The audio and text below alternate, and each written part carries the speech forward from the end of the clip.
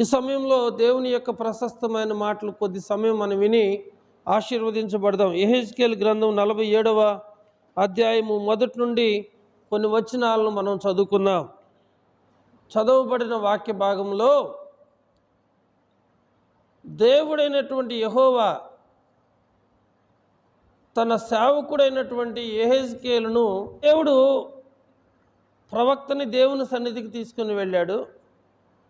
ఆ ప్రవక్త దేవుని సన్నిధికి వెళ్ళినప్పుడు అక్కడ దేవాలయం కనబడింది. దాని గుమ్మము తూర్పు దిక్కున ఉంది. ఆ గుమ్మపు క్రింద నుండి ఒక ఊట ఉబికి ఆ ఊట తూర్పుగానే ప్రవహిస్తూ ఉంది. ప్రవహిస్తూ ఉన్నప్పుడు పిమ్మట ఆయన ఉత్తరపు గుమ్మము మార్గముగా నన్ను నడిపించి చుట్టూ త్రిప్పి తూర్పునకు పోవు దారిని బయటికి గుమ్మమునకు నన్ను తోడుకొని వచ్చును.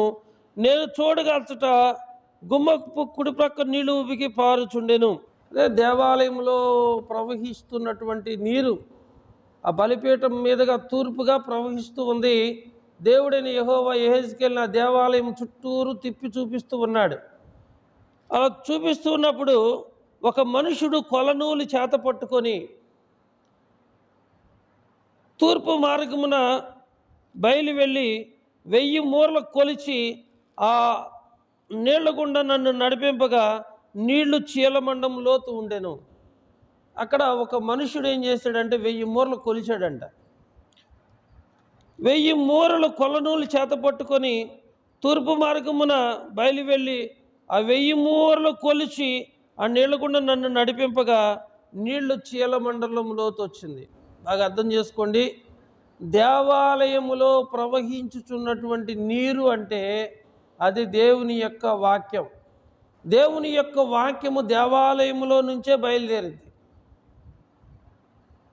అది బయలుదేరినప్పుడు ప్రియమైన వర్లారా ఏం జరుగుతుందంటే 1000 మూరలు ఒక మనుషుడు కొలనూలు చేత పట్టుకొని కొలిచి నన్ను నడిపించాడు.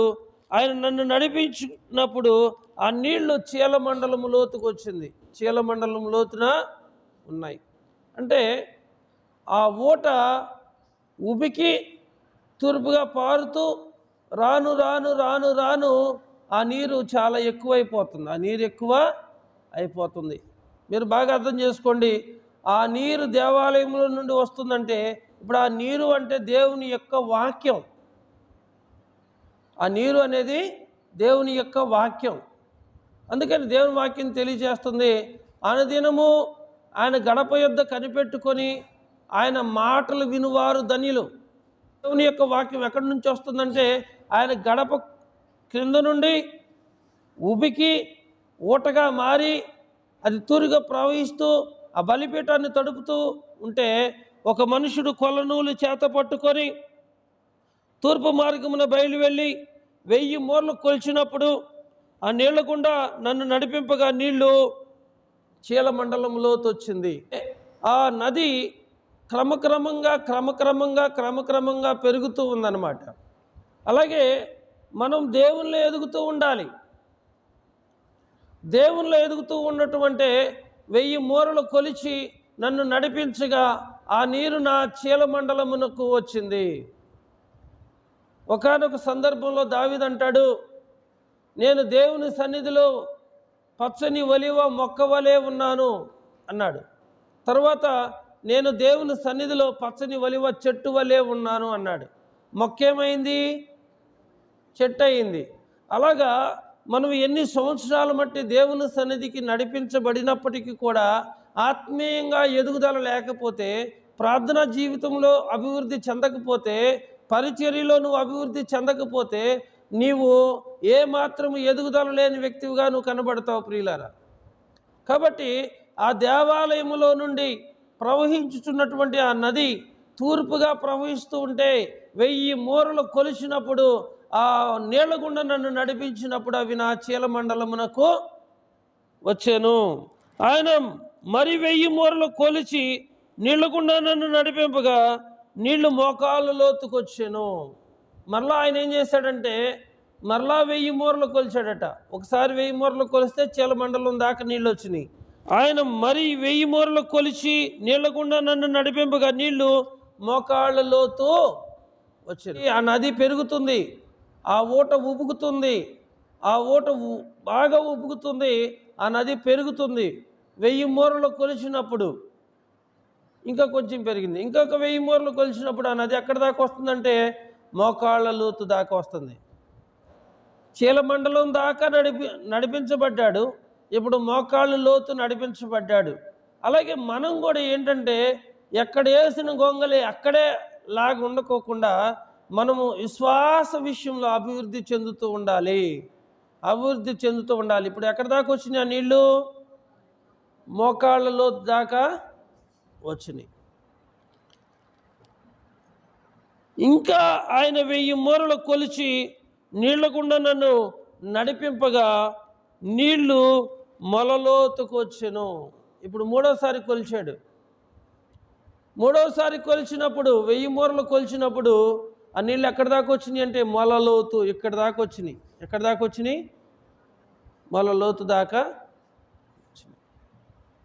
అంటే దీని అర్థం ఏంటంటే విశ్వాస జీవితంలో అంతకంతకు అభివృద్ధి చెందటం, విశ్వాస జీవితంలో అంతకంతకు మనము అభివృద్ధి చెందటం. యేసు ప్రభు వారి యొక్క శిష్యులు ఏమంటారంటే, ప్రభువా మా విశ్వాసాన్ని అభివృద్ధి చెయ్యన్నారు. విశ్వాసం ఎప్పుడు మనకు పెరుగుతుందంటే వినుట వలన విశ్వాసము కలుగును. అది యేసుక్రీస్తు మాటను బట్టి కలుగుతుందంట. అంటే మనం దేవుని యొక్క వాక్యాన్ని వింటూ ఉండగానే మనకు విశ్వాసం కలుగుతుంది. హల్లెలూయా. అంటే దేవుని యొక్క మాటలు వింటూ ఉండాలి. అపోస్తలుల బోధ యందును, సహవాసము యందును, ప్రార్థన చేయుట యందును, రొట్టె విరుచుట యందును వారు ఎడతెగక ఉన్నప్పుడు వారి యొక్క విశ్వాసము అభివృద్ధి చెందుతూ వచ్చింది. అలాగే ఇక్కడ గడప క్రింద నుంచి ప్రవహిస్తున్నటువంటి ఆ ఊట తూర్పుగా ప్రవహించి బలిపీఠాన్ని తడిపి ఆ దేవాలయంలో నుండి బయటికి వెళ్తున్నప్పుడు ఆ నీరు ఎలా వచ్చిందంటే 1000 మూరలు కొలిచినప్పుడు చీలమండలము, మరొక 1000 మూరలు కొలిచినప్పుడు మోకాళ్ళ లోతు, మరొక 1000 మూరలు కొలిచినప్పుడు మొలలోతుకు ఆ నీరు వస్తుందంటే రాను రాను రాను రాను దేవుని యొక్క వాక్యము పెరుగుతూ ఉంది, ఏమాత్రం తగ్గట్లేదు. ప్రియమైన వాళ్ళారా, ఆ వాక్యం పెరుగుతున్న కొలది మనం కూడా ఆత్మీయంగా ఎదుగుతూ ఉండాలి. వాక్య విషయంలో మీరు మాంద్యులుగా ఉండొద్దు. కాలము సమయమును బట్టి చూస్తే మీరు బోధకులుగా ఉండాలట, కానీ ఇంకా మీరు పాలు తాగే స్థితిలోనే ఉన్నారట. చూసారా, ఎన్ని సంవత్సరాలు బట్టి ప్రార్థనకు వస్తున్నామంటే 10 సంవత్సరాలు 15 సంవత్సరాలు బట్టి మేము దేవుని సన్నిధికి వస్తున్నామని చెబుతున్నారు. కానీ కాలము సమయాన్ని బట్టి చూస్తే మీరు బోధకులుగా ఉండాల్సింది, మీరు ఇంకా పాలు తాగే స్థితిలోనే ఉన్నారు. ఏ మాత్రం ఎదుగు బొదుగు లేకోకుండా ఉంటున్నారు. ఆ దేవాలయంలో దేవుని యొక్క వాక్యము ప్రవహిస్తుంది, దేవుని యొక్క వాక్యము దేవాలయంలో నుండి మనకు వినబడుతుంది. అయితే మనము విశ్వాసములో అభివృద్ధి చెందుతున్నామా లేదా అని మనం పరీక్షించుకోవాలి.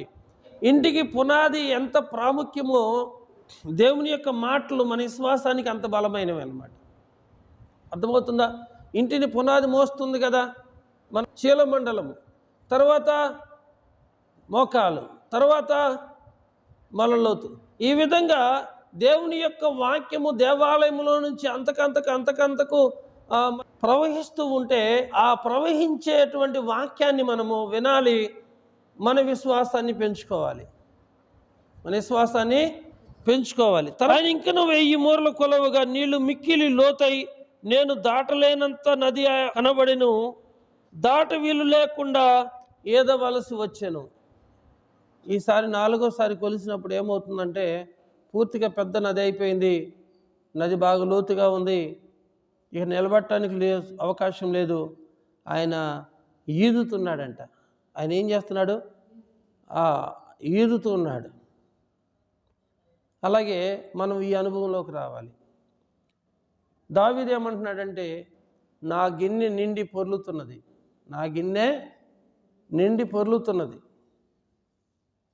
అలాగే గిన్నె అంటే మన తల, గిన్నె అంటే మన తల, మన హృదయం. మన హృదయం నిండా దేవుని యొక్క వాక్యం చేత నింపబడాలి. అన్నాడు, నా తలను నువ్వు నూనెతో అంటి ఉన్నావు, నా గిన్నె నిండి పొర్లుతున్నది. కాబట్టి ఎటువంటి ఆశీర్వాదం కావాలి అంటే పొర్లిపారే ఆశీర్వాదం మనకు కావాలి. పొర్లిపారే ఆశీర్వాదము కావాలి. కానా వివాహంలో 6 రాతి బాణలు అంచుల మట్టుకు నీళ్లతో నింపారట. అంచుల మట్టుకు, ఎక్కడ వరకు? అంచుల మట్టుకు నీళ్లతో నింపినప్పుడు ఆ నీళ్లను దేవుడు ద్రాక్షారసంగా మార్చాడు. అలాగే నీ హృదయము అంచుల మట్టుకు దేవుని వాక్యం చేత నింపబడాలి. దేవుని యొక్క వాక్యము ఎక్కడ వరకు ఉండాలి మనకంటే ఏదాలంట. దేవుని వాక్యంలో ఏదాలి. మొదట చీలమండలం, తర్వాత మోకాలు, తర్వాత మొలలోతు, తర్వాత ఆ నది గొప్ప నది అయిపోయింది, ఇక నిలబడటానికి అవకాశం లేదు, నేను ఈదవలసి వచ్చాను. అంటే ఒక విశ్వాస జీవితం క్రమక్రమంగా దేవుని సన్నిధిలో అభివృద్ధి చెందుతూ రావాలి. చాలామంది అప్పటికప్పుడే బాప్తీసాలు తీసుకుంటారు, అప్పటికప్పుడే మారు మనసు పొందుతారు, అప్పటికప్పుడే బాప్తీసాలు తీసుకుంటారు, కొన్ని వారాలు వస్తారు, మళ్ళీ మానుకుంటారు. అప్పటికప్పుడే చేస్తూ ఉంటారు. కానీ దేవుని వాక్యం తెలియజేస్తుంది, మనం దేవుని సన్నిధిలో క్రమక్రమంగా అభివృద్ధి పొందుతూ రావాలంట. ఎలా రావాలి? క్రమక్రమంగా అభివృద్ధి పొందుతూ రావాలి. వారు మారు మనసు పొంది పాపక్షమాపణ నిమిత్తం ప్రతివాడు యేసయ్య నామములో బాప్తిసం పొందిన తర్వాత వారు అపోస్తలుల బోధలోను, సహవాసములోను, ప్రార్థన చేయటంలోను, రొట్టె విరచటంలోను వారు ఎడతెగక ఉన్నారు కాబట్టి వారి యొక్క విశ్వాసాన్ని వారు కాపాడుకున్నారు. దేవుడు వారిని పరిశుద్ధపరుస్తూ వచ్చాడు.